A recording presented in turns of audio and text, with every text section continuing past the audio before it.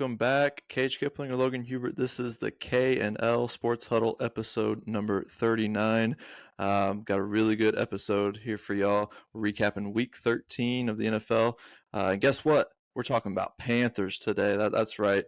What a game they pulled off against the LA Rams.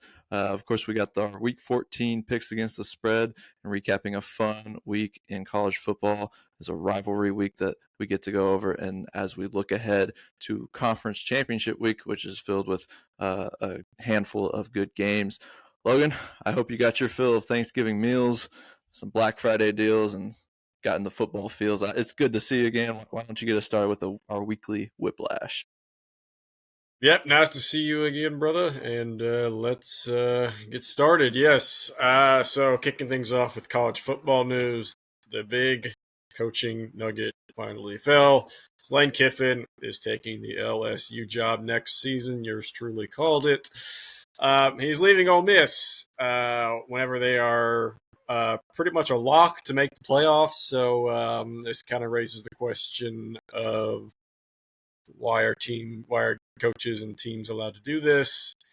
I mean, it's good for LSU, bad for Ole Miss.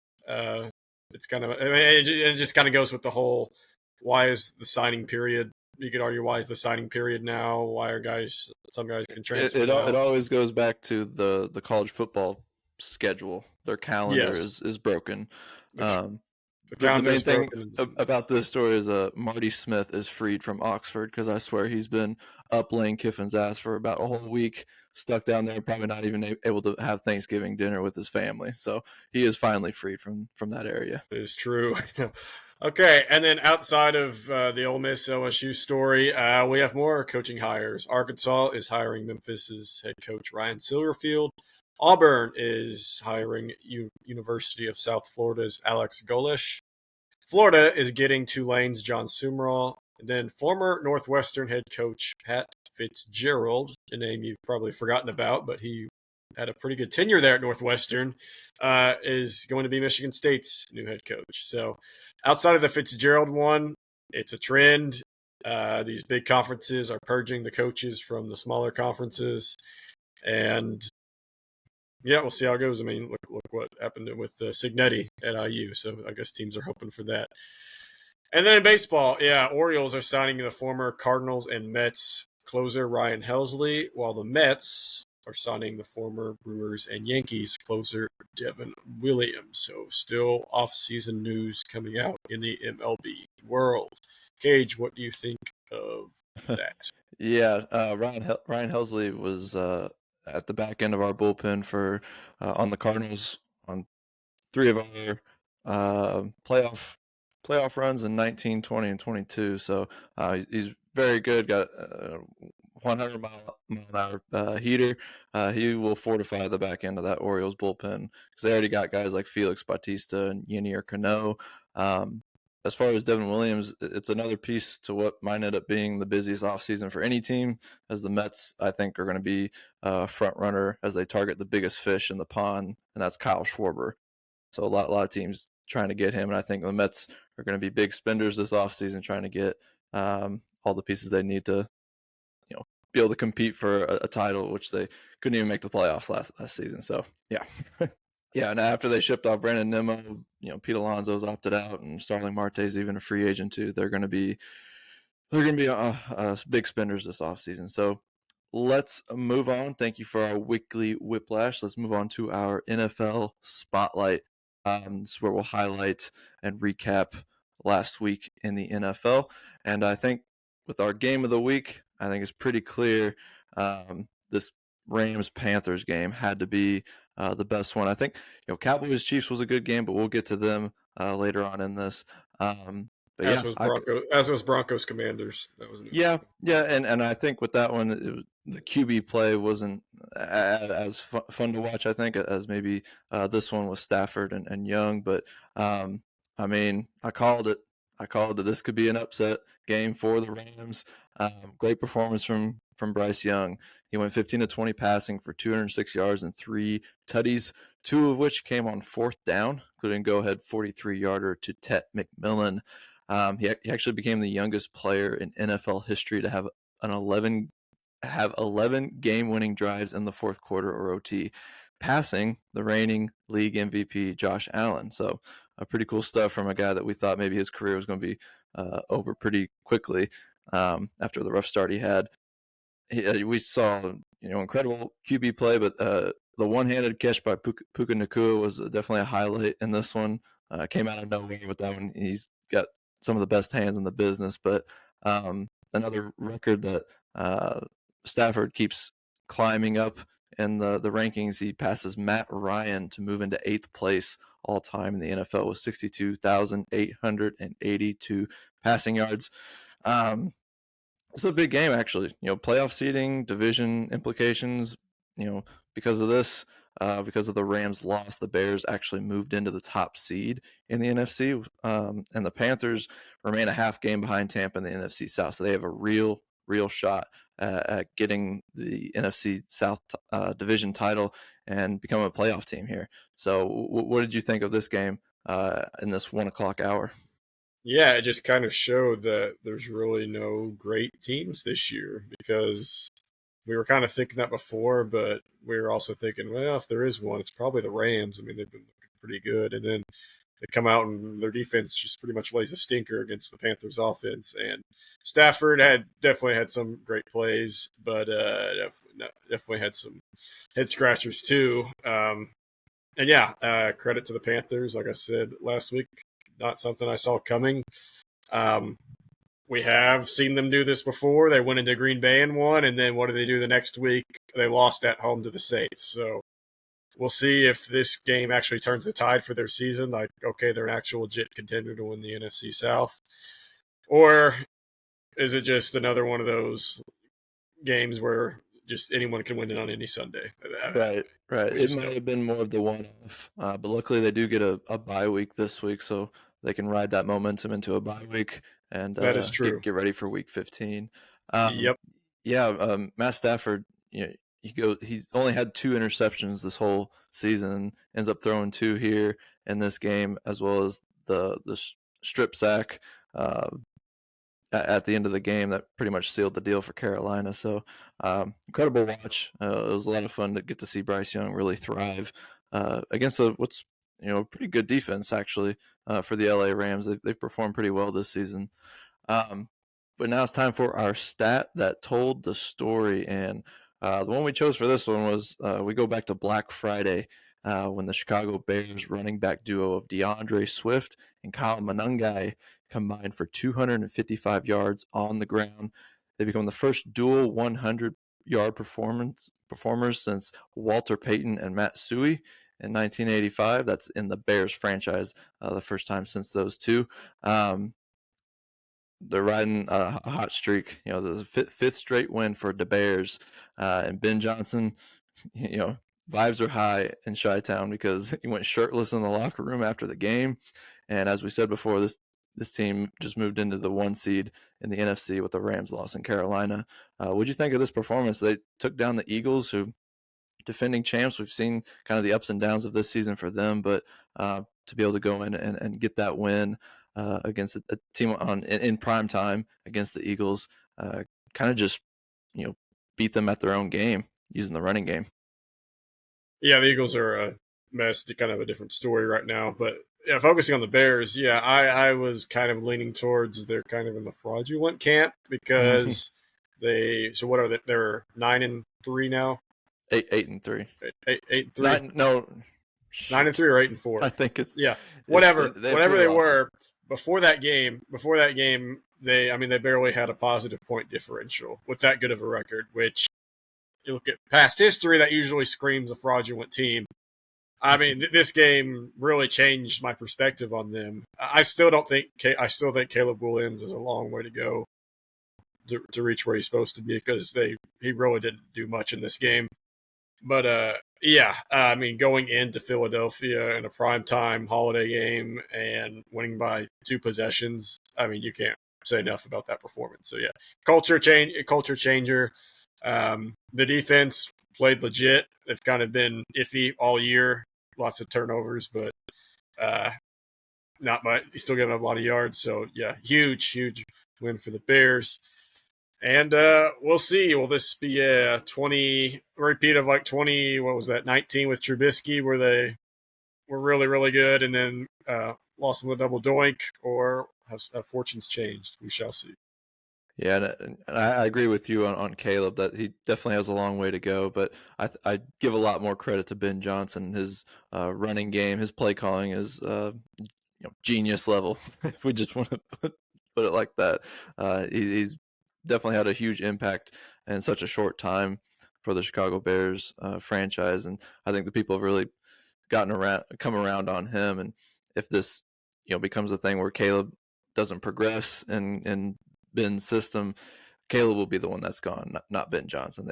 They're not. I think Ben Johnson's already solidified himself within that culture of the Chicago Bears. So yeah, I'm very impressed with how they performed this season, and now they've got the 1 seed at least for the moment. So pretty cool stuff. I never thought we'd see that at least for a few years with the Chicago Bears. All right, let's get to our team/player on the rise. And this week we're going with the Dallas Cowboys. So the Cowboys are on a bit of a streak of their own, winning 3 straight. But the biggest part about that is that they've knocked off last year's conference champions in back-to-back weeks. No small feat. I don't care what either the Eagles or the Chiefs have looked like thus far this season. Those are 2 very impressive wins, especially in back-to-back weeks. Cowboys at 6-5-1 have won 3 straight and dropped the defending AFC champions. Chiefs back to 500 in a matchup of playoff chasing teams. It was really a fun game to watch, and it kind of showed some of the weaknesses in the Chiefs defense. The Cowboys, they've rallied behind the tragic death of Marshawn Nealon, because they haven't lost since that happened, and feel like they have a lot of confidence to ride this thing out. And with the Eagles stumbling, your prediction at the beginning of the season might come to fruition with the Cowboys taking the NFC East. So yeah, what did you think about this game? And what did you think about the Cowboys' outlook for the rest of the season? Yeah, I mean, like I said, 2 years ago, they just proved the Eagles collapsed 2 years ago. To me, just proved how I think that division's cursed. But nevertheless, yeah. So the start of that game, it looked like the Chiefs were going to run away with that. And the only way the Cowboys could have kept up would be just the absolute shootout. But give credit to the Dallas defense. After those first couple possessions, they held their own against Kansas City, and that was enough for Dak to torch them with CD and Pickens. Like you said, it kind of exposed their defense a little bit. So but credit to the Cowboys because 3-5-1 just a few weeks ago, and now 6-5-1. I mean, not too. We all knew their offense was good, but it's possible those trades for Logan Wilson and Keenan Williams just not only are they good players, but just kind of boosted the morale of the defense as well. And I mean, wild card's also still not out of the option. I mean, if they keep winning, I mean, even like if Philadelphia figures it out, I mean, Dallas still has a clear path to the playoffs. So, it's getting exciting. We're in December now, so we're about to see what's going to happen to our beloved Cowboys or beloved Chiefs that fans are so used to watching every Sunday, no matter who you cheer for, because they're just always on TV. Yeah, Jerry World is high spirits right now, and America's team is rolling. So yeah, they were 10th in the NFC entering that game, same as the Chiefs in the AFC. The schedule doesn't get much easier for them, although 2 of the next 4 opponents, all playoff teams from a year ago, aren't in the postseason picture at the moment. So might be a decent look at their schedule for the rest of the way. We shall see. Yeah. So yeah, that is our NFL Spotlight recapping Week 13. Now it's time for our signature segment, which you all come here for. That's the spreadsheet. It's our picks against the spread. Last week was kind of rough, despite having that great pick for the Carolina Panthers, as my dirty dog came through for me, double time winning the game. Ended up going 5-10-1. How did your week end up, Logan? Not much better. I went 7-8-1. Yeah, we finally got a push. Credit the Cardinals and Bucks, which was my lock of the week. So I guess there's nothing to say because it didn't lock, but I didn't lose. So that moves me to 97, 96-1. So yep, I Jesus. just I mean I'm just the definition of mediocre. So. Well, I've made my way pretty close to you. I'm at 193-1. So those records are getting awfully close, and we're we're teetering the edge right here with these against the spread records. But let's get into our Week 14 picks just as an overview. So the 1 p.m. Eastern time window on Sundays has been kind of crazy this season. Since week 9, favorites are 9, 27, and 1 against the spread in the early window. The first 8 weeks of the season, favorites went 39 and 20 against the spread in that early Sunday window. So that is kind of a reversal of fortune for the teams playing those early afternoon games. NFL teams getting 60% of tickets or more are 46 and 78 against the spread through 13 weeks. So the public is getting hosed right now. These 60% plus ticket teams are below 500 against the spread in 12 of 13 weeks. The 37% mark is the worst through 13 weeks in the 23-year history of the database. So looking at this week, you might want to fade some favorites, but I'm looking at who my picks are, and I feel like I've got a lot of favorites on the spreadsheet. So Yeah, I mean, let's get look at Thanksgiving and Black Friday. All right. four underdogs, not just covered, they won. So, yeah, pretty crazy. Just two notes here on this week. One is, we're getting close to the end when this is the final week of bye weeks. So we have 4 teams on bye, and this is, like I said, the final week. And there are some major games this week. There are 3 games this week that the winner gets outright first place in their own division. We're looking at the AFC North, AFC South, and NFC North. The winner of all 3 of those games will be in outright first place of their division. So should be an exciting week, despite being 4 less teams. There are some really good matchups. Yeah, and don't forget it's December and it's cold, and Tua and the Dolphins are going up north. So just keep that in mind. Yeah, All right. we'll get to that. We'll get to that later. All right. Thursday night football. We got a good one. It's the 2 staples of Thanksgiving games. They're actually meeting the following week on Thursday night football. It's the Cowboys and the Lions. This line at 3 in favor of Detroit. And for me, this is usually the spot where you just take the Lions at home, coming off a lot. This season kind of feels a little different with the loss of their offensive and defensive coordinators. It just hasn't felt the same. You have Dan Campbell calling plays. They've been awful on 4th downs the past couple of weeks, going 0 for 7 across the 2 weeks. Goff has lost his number 1 tight end and might be without Amon-Ra St. Brown this week, so he's losing his number 1 wide receiver, and he's someone who needs his weapons to succeed. He's a pocket QB. He needs those guys. So the injuries are piling up for Detroit, and they continue, failing on those 4th downs. But the Cowboys, they believe they can beat anyone now, and I can't blame them. They just went back-to-back weeks defeating last year's Super Bowl teams, and I am worried the Dolphins will get back on track this week with the Cowboys defense. But like I said, I feel this isn't the same team as in previous years.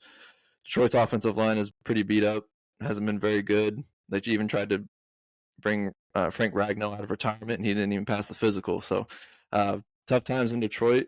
I'm going to go Dallas at +3. I like the number.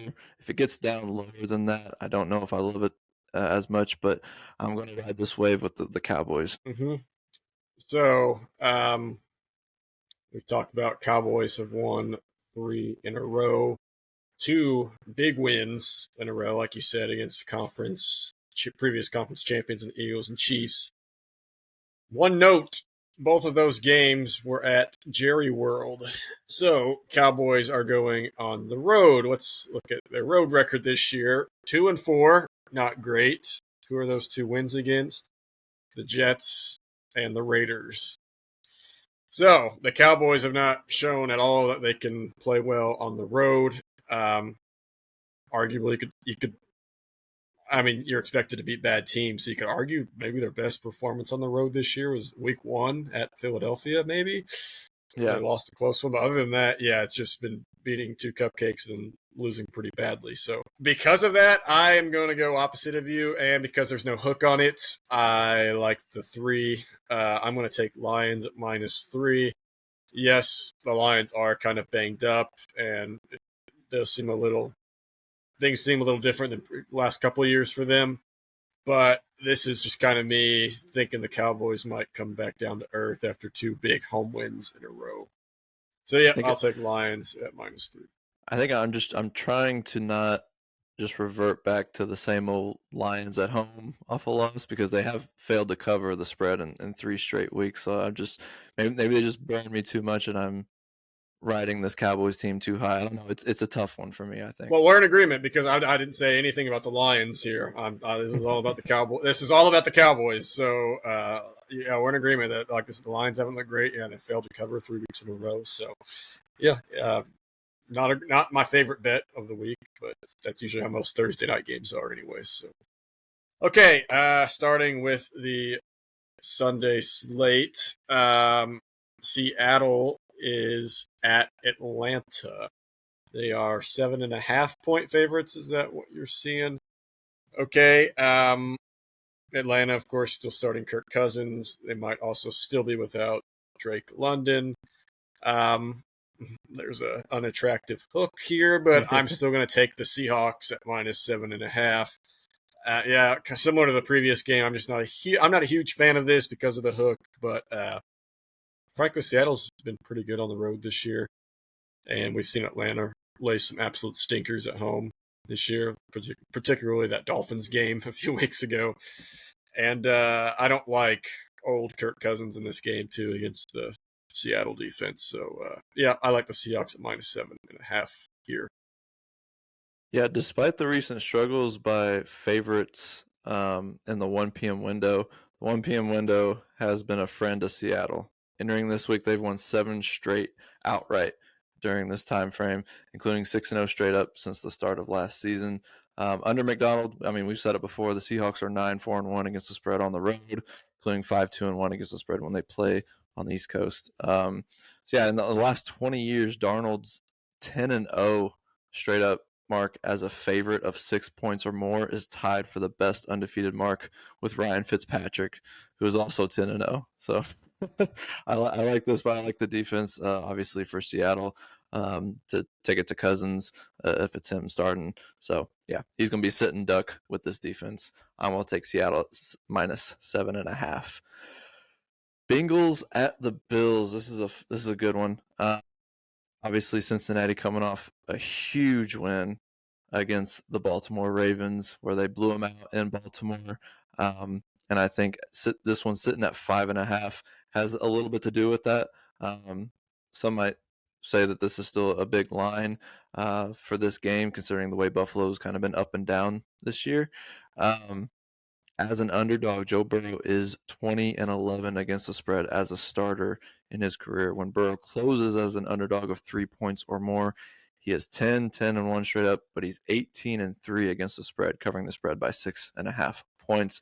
However, I do not want to overreact like the public is going to on this Cincinnati Bengals team. I love my Bengals, but after that incredible performance, I could see a huge letdown spot. I don't think we'll get the same level of spirited defensive performance from the Bengals defense that we got in that game. Also, don't think we're going to get as many favorable calls as we got in that game. So in this situation, when they're going on the road to face Josh Allen's Bills, if Burrow and this offense even have like 2 to 3 3-and-outs on offense, it's game over, and the Bills could run away with this one. So as much as I hate to say it, I suggest fading the public dog in this situation. I'm going with the Bills at -5.5. Okay. I like a lot of what you said. One thing you did not mention, and I just checked, and it's iffy, but This could be a horrible weather game. Chance of big snow that this coming weekend in Buffalo. And you're absolutely right about Bengals defense could easily let down here because of how well they played last week. Normally, I would agree, but I think this snow, I think this bad weather could aid them a little bit. And another thing is the Bills. Just look at these previous weeks. They beat the Chiefs in their Super Bowl, and then they came out and laid an egg. And then they beat the Buccaneers in a fun, entertaining game, and they came out and lost to the Texans and got badly. They just now went into Pittsburgh and destroyed the Steelers in that second half. So, are they going to lay an egg here? It's possible. I'm not going to say they're going to lose this game, but at 5.5, I'm going to take the Bengals. Just because bad weather could be an ugly, weird game where the offenses can't really figure it out, despite the bad defenses on both sides. Because I don't really think the Bills' defense is that good either. But yeah, it's going to be a low scoring, and I'd say the safer pick for those kind of conditions is the 5.5. Taking the 5.5. Yeah, and I think I'm just trying to keep my bias out of it and just trying not I guess not to pick the Bengals in this spot. But I do like the spot for Allen, where after last week he didn't play that well in the win, but he usually follows up a game like that with a Superman game, so he'll put on his cape for this one. We'll see what happens though. Okay, this next one, Titans at the Browns. If you recall, several weeks ago, I said I didn't check this week, but it was the lowest get-in price for any game before the regular season started. Was this game, Titans at the Browns? But it's two rookie quarterbacks going head-to-head. It's not completely a bad. It's not completely a bad game because it's always entertaining to watch two rookie quarterbacks go against each other. They both still have promise, I would say. Browns are 3.5-point favorites at home. This is the Titans' first time getting on a plane since October 26th. They spent the entire month of November home. So maybe they're ready for a trip. Maybe they just could wait to get away from home. They'll play Spirited this week, but I don't think it's going to be the case. This could probably be another bad weather game, but I don't like the Titans on the road here. I like the Browns at -3.5. Honestly, if it was at Tennessee, I would have really considered the Titans probably, just because both teams are bad. And eventually, sometimes teams just luck into a win. I feel like the Titans are due for another one of those, but not at Cleveland. And like I said, Browns -3.5. Probably one of my favorite bets this week, just because of how uninspired the Titans have played. Yeah, total agreement.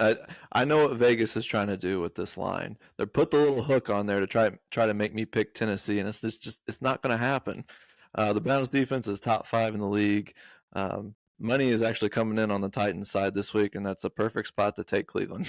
Cam Ward, rookie QB, going on the road in Cleveland, where this defense is just 10 times better than it even is on the road. And this isn't going to be Brock Purdy coming in here, so no way am I taking my chances on a QB that loves to turn the ball over in Cam Ward. So, yeah, Cleveland -3.5. Just follow this game. You don't have to watch it. Tens of people are going to be watching this game, but the greatest quarterback of all time is playing in it. Don't forget that. Don't forget that. I think he'll have a better game than he had last week, and it's the type of game like you're playing the Titans, just kind of get to have a little bit of a 7-on-7 practice. And the talking heads will lose their minds and think he's the greatest. Oh my gosh, yeah. We're going to be hearing all about it. Be like Lane Kiffin all over again.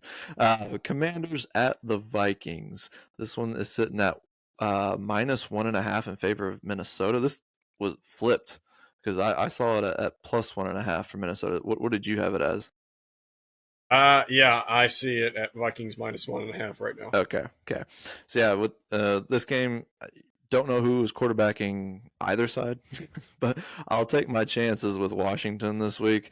It sounds like we may get Daniels back, but I'm just completely out on this Minnesota team. It doesn't matter who the QB is for Minnesota; they can't cover the spread this year. JJ McCarthy's 2-4, Carson Wentz is 2-3, Max Brosmer. What an awful performance. 0-1. Yeah, I'd say 0-2 just because that was so bad. We'll just give them another We'll loss. give them an extra one for that. It's oh my gosh. I've said it before. I can't imagine what they're feeling in Minnesota when they could have just kept Sam Darnold. This is a business trip, though, for the Commanders. Teams simply playing on the road after a straight-up loss are 45-35 against the spread this season. These teams are 500 against the spread or better in 6 of the last 7 seasons. Give me the Commanders. They had a spirited performance against the Denver Broncos, who might be the best team in the AFC, close to it. So yeah, I like this line. I also like it because there's a chance Daniels could play, Yeah, and we know if he is even playing, if then it's this line. Mariota, give me But Mariota. if he is playing, then this line's going to move Yeah, way in the direction of and we're gonna get Washington. the best of that number. Yeah, so that's kind of goes into this because this is a game I normally wouldn't really bet because it's two bad teams playing. But yeah, like you said, it doesn't matter who's quarterbacking the Vikings. Could be McCarthy, could be Nine, could be Max Rosmer. It doesn't matter. It's been bad all year, and I don't I I wouldn't consider the Commanders like a losing team, like a bad team, because of how well they did last year. Because I always play the rule where you play really well one week, you're going to have a letdown. But I think they have enough veterans and stuff on their team where I think it overrides that rule. And like I said, I'm gonna go with Commanders at +1.5 here. Um, both teams are due for a win, so it'll be interesting to actually see who pulls it off. Okay, this is my next one. Is my stay away game. Do not touch. No, no, no, no, no, no, no, no, no. I'm not even giving a reason for this. It's Dolphins at the Jets. Dolphins are 3-point favorites. Dolphins are on a pretty nice win streak right now. They did not cover last week, and that did kind of surprise me. Saints did kind of backdoor a little bit, but yeah. So there are two big things colliding here that makes this a do not bet. As you alluded to earlier, this is Tua going north in the cold. So we never bet that here. But this is also my big rule of a team coming off a win, a bad team like the Jets coming off a win, always let down the next week. So yeah, this is just absolute stay away game. I'm going to go with the Jets as home underdogs just because the Tua up north thing. But yeah, I hate this game a lot. So and plus Dolphins are due for a loss too. They've won too many in a row, in my opinion, for their talent level. So Jets +3, but Not just Tua up north, but Tua on the road. He's played well against the Jets and against AFC East opponents in general, but his home and road differences are too drastic to take him in this situation. Interestingly enough, Tyrod Taylor's not bad at covering the spread. He is 37-21-4 against the spread in his career. Since the start of 2022, he is 7-0-1 against the spread in 8 starts. Yeah, I went with the Jets last week. You did too. We got it at that 2.5 against the Falcons. I'll take it again at 3, and hope maybe it'll get even higher than that, but probably not. I'll take the Jets at +3. All right, Saints at the Buccaneers. This one is at 8.5. Big number for Tampa coming into this one. At one point, the Saints were a thorn in the side of the Bucs. Not so much lately.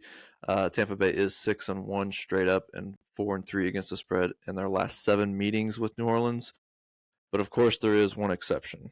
At home in Tampa Bay, the Bucs have lost 7 consecutive games against the spread versus the Saints.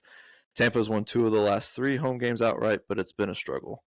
And Baker has played well against the Saints in his career. He is 5-1 straight up at 4-2 against the spread, scoring 22 plus points in 4 or 5 games. I just believe the Saints are a competitive football team for whatever that's worth. They compete and keep games close, even though they shouldn't. Their record's bad. They don't play. They got a rookie QB. At 8.5, I like this line for New Orleans. This is my dirty dog of the week. It worked out for me last week. I'm not expecting a win, but with injuries on the Buccaneers roster, Baker doesn't play that well at home. as well, as just like Tampa Bay doesn't. So yeah, I kind of like this spot for New Orleans to cover the spread again. So this kind of reminds me of the Colts Titans earlier in the year, where the Colts were at the Titans in week 3 and they won that game by 20. And then a few weeks later, they meet in the Colts stadium, and the thing was, well, we just saw them on the road beat them by 20. Let's not overthink this. Just take the Colts again, and what do? They won by 20 again. And this kind of reminds me that Buccaneers are kind of the same level as the Colts. Saints close to the same level as the Titans. These two teams met in Week 8. The score was 23-3 in favor of the Buccaneers, and that was at New Orleans. So I'm just going to go with that. I'm going to go Buccaneers minus 8.5. I expect a similar result with this one. Yeah, not much else to say. Like you said, don't expect the Saints to win here. So it's not a particularly interesting game. But yeah, I'm going to go opposite of you and go Buccaneers minus 8.5. It is a big game for Tampa to keep that hold on the division with Carolina right behind them. So yes. I can see where they. Okay, lock of the week: Jaguars plus 1.5. Colts have not won at Jacksonville since 2014. Colts are without DeForest Buckner in the front line, and now without Sauce Gardner in the cornerback room. Under Chris Ballard, Colts in must-win games. I don't even know the record. It's probably terrible. It has to be terrible. The Colts just never win must-win games late in the year in the Chris Ballard era with him as GM. Okay, and then you might spout out, you don't trust Trevor Lawrence. I agree. You do not trust Trevor Lawrence. However, let's look at how he's played in these games against the Colts at home. Mm-hmm. So Lawrence's career, he has an 84.5 QBR. Not great at all. His 4 games versus the Colts at home, his QBR is 111. So the Colts, this is what the Colts did with Blake Bortles. This is what the Colts are now doing with Trevor Lawrence. You watch him play any other team, and you wonder, why haven't they given up on him? Then you watch him play the Colts, and you're like, this guy's amazing. I expect that trend to continue. Jaguars as home underdogs. I know there's no really home field advantage, but for some reason there is for the Colts because they haven't won there since 2014. Jaguars plus 1.5, easy lock for me. Give me the Jags. I'll do it. I'll take Trevor Lawrence. I hate doing it, but it's not my lock of the week. But I do love this, especially underdogs at home. Like you said, historically the Jags have owned the Colts, and the Colts have some pressure on them now. They got the Texans are on a roll. The Jags are now technically at the top of the division, and something's just been kind of off for the last couple of weeks for Indy. Come to find out, Daniel Jones has a broken leg. Would have been nice to have known that before. But crazy stuff. He didn't even play. He honestly played decent last week, given the defense he was playing. The Texans, they threw 2 touchdowns and 0 turnovers, but you could tell his mobility wasn't there. Just playing the complete game manager role, basically. And yeah, that's what the Colts have had these last few years. So. Yeah, now he'll be going up against Josh Hines-Allen and a pretty decent Jaguars defense. They don't get talked about as much for their defense, but I think there is some good pieces on that side that could give the Colts some fits. So yeah, I'm in agreement with you. I love that plus 1.5 Jacksonville. All right, Pittsburgh Steelers at the Baltimore Ravens. This one is Baltimore 5.5, minus 5.5. Steelers seem to be a public fade now, and I don't blame people. This season feels like it might be different for Tomlin and this Pittsburgh squad. They're 6-6, and I bet they end the season 9-8. I have to assume Tomlin will make sure that happens. You said it at the beginning of the year. I just assume that will happen, but there is one. I feel a little bit different about this game. Usually with this game, the underdog in this series has been incredible. 29, 12, and 3 against the spread in the regular season. When the line is 3 or more points, the underdog is 23, 5, and 3 against the spread in that span. And of course, we know Mike Tomlin as an underdog against the Ravens, 13, 4, and 2 against the spread as a head coach, starting his career 13, 2, and 2 before the 2 most recent losses. But this team, I don't know that I can get on board with this one with the Steelers. Aaron Rodgers is 66.4% on his passing yard. 66.4% of his passing yards have come after the catch. That is second behind only A.J. Feely. That's a crazy stat. This Steelers defense, Jekyll and Hyde, I don't know what to expect. The Bills ran for 250 yards on this defense last week, and Derrick Henry ran for 186 yards on his own the last time these two teams met. They're susceptible to big plays, and their offense hasn't completed a downfield pass in 36 days. 0 for 13, 3 interceptions on throws of 20-plus air yards. It's just a tough game to pick because usually no matter who is quarterbacking, as long as it's Tomlin and Harbaugh, the team that has the worst record or are the public fade is usually the best team to bet and has and will continue to probably make money in the long run. But in this game, got to go against the trend here because this defense for Pittsburgh has just let us down so much this year. I'm going with Baltimore at -5.5. So the Steelers have 5 games remaining at Ravens, home against the Dolphins, at Lions, at Browns, and home against the Ravens. So everybody knows they will finish 3-2 to go 9-8. So the key is we have to find which of these 2 games they're going to lose. I think this is the perfect candidate. I think this is a perfect candidate because they'll lose this one, they'll be 6-7, then everyone will be out on them. Everyone will be out, and then Mike Tomlin will just pull something out, and then they'll just find a way to claw back. So yeah,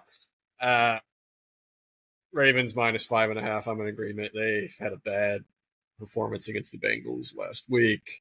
I think they'll bounce back here. Big game too. Yeah, for the division. So this is just like the AFC, the Colts Jaguars game. This is a winner takes the first place in the division. So, and I think the Ravens, despite their bad game last week, are the better team at the moment. So, give me the Ravens at -5.5. Okay, Broncos at the Raiders. Broncos are 7.5-point favorites. This is a weird one because Broncos are having issues covering lately against bad teams, right? but they're finding ways to win, including their game against the Raiders just a few weeks ago, and they're getting 7.5. So I don't know why I'm doing this, but I am taking the Broncos at -7.5. Sure, one of these games they're going to just whip a team. I feel like maybe it's this week. Raiders are terrible. They've given up on the year. And their defense played really well in that game against Denver a few weeks ago on Thursday night. I don't think they can repeat that. I think Sean Payton and the company will make adjustments so that doesn't happen again. And this is of course not one of my favorite picks of the week, but I think the Broncos are due for a big win where their fans can just take a nap in the second half and not have to worry about dropping a winnable game. So Broncos -7.5. This is my stay away of the week. How do you bet on Bo Nix as a big favorite? But how do you bet on the Raiders when they can't cover big spreads? So the answer is you stay away. Nix has been such a good clutch performer. I'm in agreement. I'll take the Broncos since that's just, to me, the only play to really take here. Not taking too long on this one. Here's one stat for y'all if you guys really want a stat.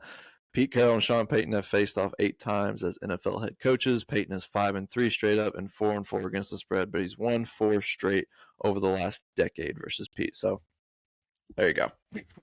Broncos 7.5. All right, let's get to the big one here. Bears at the Packers.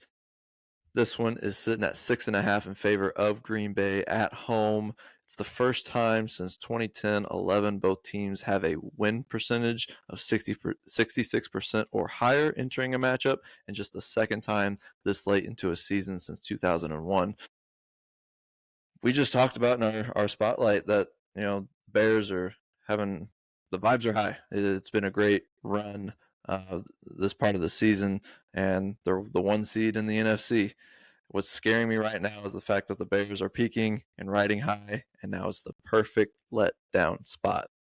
Even after the win in Week 18 last year, the Bears are 1-11 straight up versus the Packers in their last 12 meetings, including 2-10 against the spread in those games. Packers absolutely own the Bears. The most important metric for the Bears week to week is pass protection and sacks on Caleb Williams.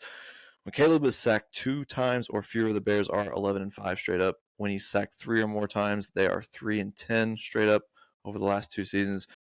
And he's going up against Micah Parsons, and that's going to be a scary, scary thing to take into account for this stat. So at 6.5, I like it under that key number of 7. I'm going with Green Bay at home to take this one. LaFleur is pretty good in December as well. I don't have the stat in front of me, but I like this spot as everyone's riding high on the Bears. It's a perfect letdown spot for me. I do like your reasoning. The Packers, you could argue, are also riding high.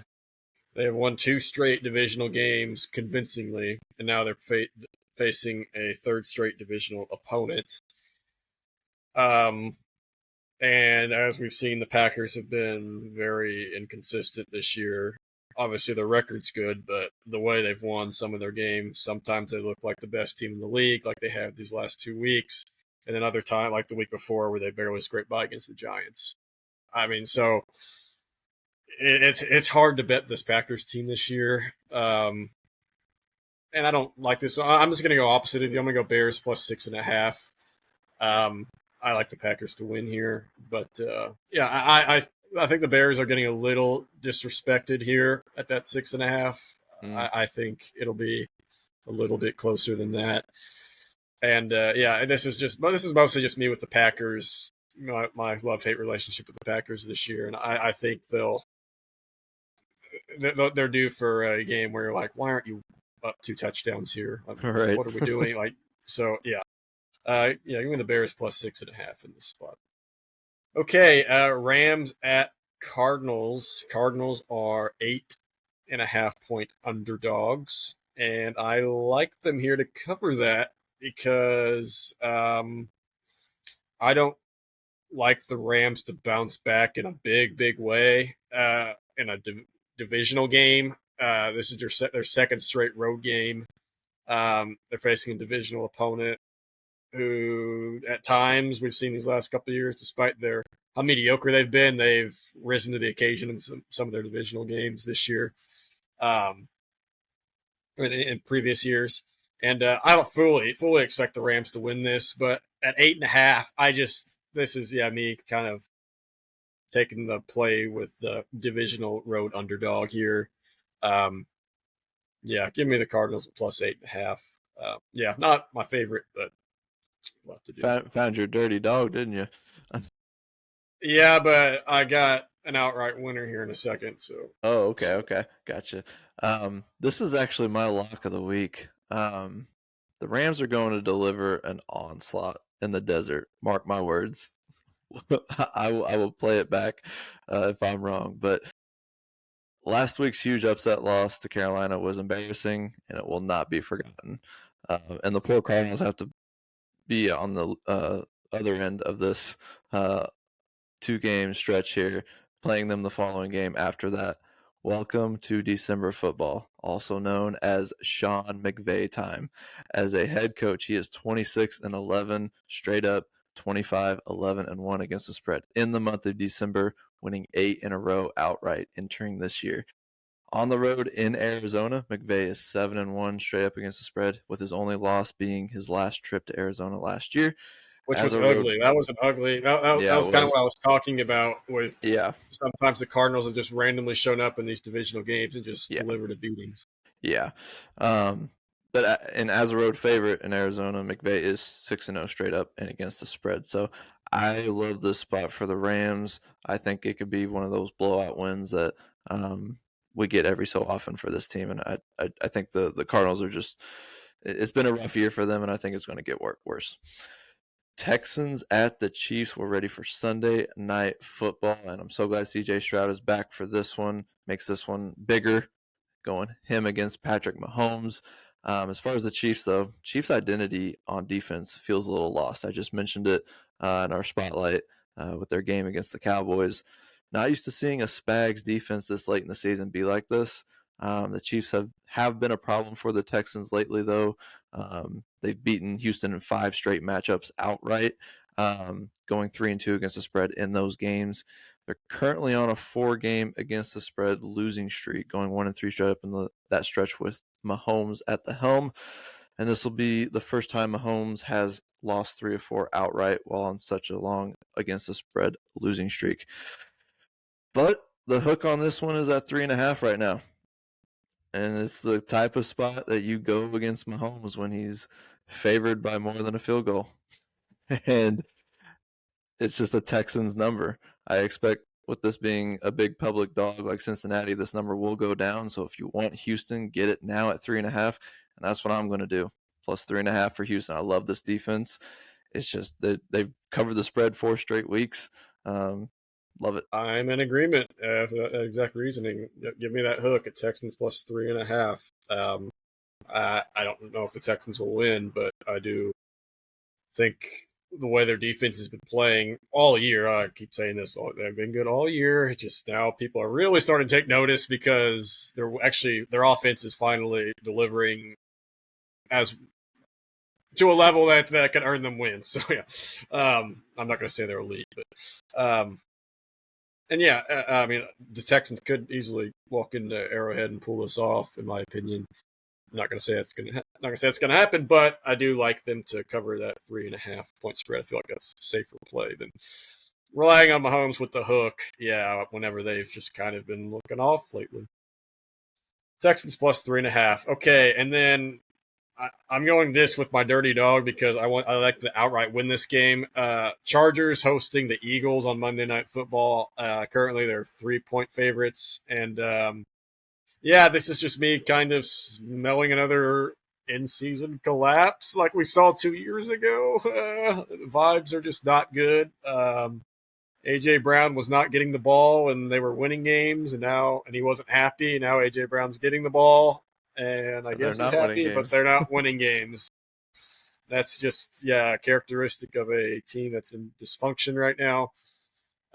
We saw this kind of 2 years ago. The vibes were just off towards the end of the year, and they fell apart and lost the division lead and got blown out in the wild card round. Give me Chargers plus 3. Kind of a really didn't.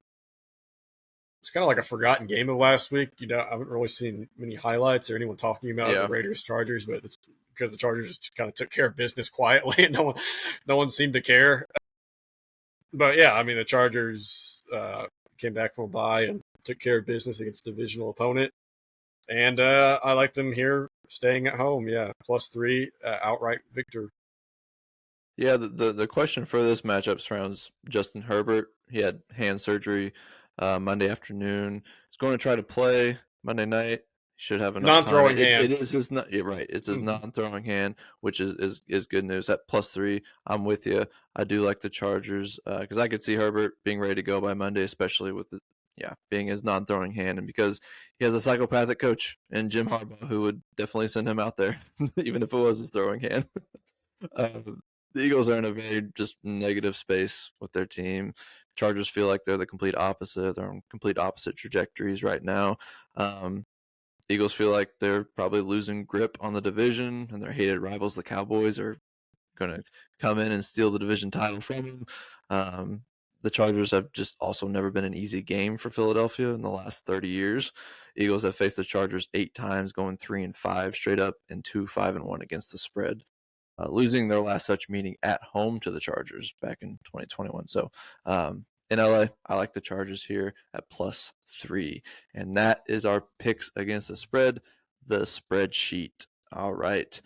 Feel pretty good about the picks this week. I think once Sunday comes around, I might feel different, but I felt good about some picks before, but I like our locks and our dirty dogs here. So let's move on to our campus corner, talking college football. And last week we had a really fun rivalry weekend, and things got kicked off pretty early with the Friday games. Texas beating Texas A&M 27-17, handing the Aggies their first loss after an 11-0 run heading into the finale. Longhorns leaned on a dominant run game when Trevion Wisner, their running back, ran for 155 yards to anchor the comeback. Arch Manning had a great game after a shaky first half. He pretty much settled in that second half, contributing a rushing touchdown and a passing score down the stretch. So the rankings did just come out before we started recording this, and so Texas A&M is out of the top 4, with Texas Tech moving up there with the likes of Georgia, IU, and Ohio State. Ohio State and Michigan on Saturday, the big game, the game. Ohio State, after a slow start, I was getting a little worried. We went down 6-0, a couple field goals and interception, but Ohio State got their bearings in a game that ended up being a snow game, beat Michigan 27-9, asserting their control in a rivalry game that often defies expectations. Julian Sayin delivered under pressure, multiple touchdowns, beautiful pass to Jeremiah Smith. So despite some early missteps, they locked down their defense, good as ever, kept Michigan's offense to just 9 points, leaving them to 3 field goals. And then the nightcapper, the Iron Bowl, Alabama survived a pretty gritty fight from Auburn and pulled out a 27-20 win at Jordan Hare. Ty Simpson wasn't flashy for Alabama in a 19 of 35 for 122 yards, but delivered when it mattered through 3 touchdowns, all to Isaiah Horton, including the game winner. But Auburn had an opportunity late in that one, fumbled it at the end, and pretty much sealed the deal. What do you think of rivalry week? Any other games that maybe stood out, and maybe just those games? Yeah, I almost think, yeah, they lost the bye, but I think that loss may have been beneficial to A&M because they've kind of been playing on the brink of danger here lately. And I feel like it might be better now they lose and don't have to play in the SEC championship game, because I feel like they would have gotten exposed by Alabama or Georgia. Now they can get an extra week off, prepare, figure out some things, and they might still host a game, likely will, so which is nice. So not the end of the world for them. For Texas, it just makes that Florida loss inexcusable because they would have had such a clear resume to make it, because just 2 losses, one of them at Ohio State, a game they didn't have to play, but they did, and they played it close. But if they just could have played better against Florida, they'd be such a clear playoff team. But yeah, I saw a tweet. They're going to be on the outside looking in. I saw a tweet that said both Texas and Notre Dame don't have plans next week. Let them play for that last playoff spot. I mean, yeah, that would be good. Yeah, great win for Ohio State. I was not in doubt, even despite that, because Bryce Underwood. He's just not right now. He's just not good. He's not good. Nothing he's done has really impressed me this year. He didn't do anything to contribute to that 6-0 lead.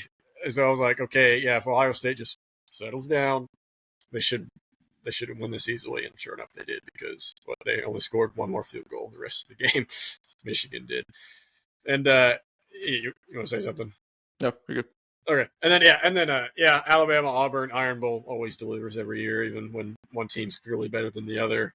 It's just a classic staple of college football every year. But outside of that, rivalry week was the big story is the ACC just keeps shooting itself, and somehow 7-5 Duke is in the ACC championship game, and I am for sure going to be rooting for Duke, because that would be absolutely hilarious if they don't get an automatic bid. They don't get an automatic bid. Crazy. Oh, well, let's look at the 3 big conference championship games. That's the Big 10, SEC, and Big 12. 3 heavyweight showdowns headline the day all on Saturday. In the Big 10, it's a historic unbeaten versus unbeaten matchup as Ohio State and IU enter 12-0 with playoff, the number 1, the top seed on the line. SEC title game brings another collision of giants. Georgia 11-1 and rolling against a battle-tested Alabama team at 10-2, trying to reclaim conference supremacy. In the Big 12, it's a rematch with everything at stake. Texas Tech and BYU, both 11-1, both chasing their first Big 12 crown. We've got 3 conferences, 3 titles, massive playoff implications. Which one are you most excited for? Give me your prediction for each game. Yeah, clearly the Big Ten one's the most exciting. That'll be the nightcap. I'll do that one last because BYU and Texas Tech played earlier this year. It was not a fun game to watch. Texas Tech won that 29-7, which is why I would assume they're 12.5 point favorites here, despite them both being in the top 12. So, yeah, interesting. But the SEC, of course, really looking forward to that one. We saw these two teams meet earlier in the year. Bama gave Georgia their only loss in a close 24-21 game way back in September. Um, Georgia's 2.5 point favorites. Vegas is thinking that they'll avenge their loss. I don't know. Bama's played Georgia pretty well these last couple of years, so it'll be interesting. But of course, Indiana, Ohio State, number one versus number two. This line started at 6.5. It's already dropped to 4.5 in favor of Ohio State. I expect this to be a low scoring game. I think both defenses are insanely good. I think Mendoza's play this year has overshadowed just how dominant their defense has been. I feel like their defense has really been the Yeah, catalyst of how yeah, good they've been this year. I've never seen against every team they've played, the quarterback will hand off the ball or have the ball, and somehow there's already four guys in the backfield, like before he's dropping back or before the running back can pick his hole. Like it's incredible just how great their front seven is.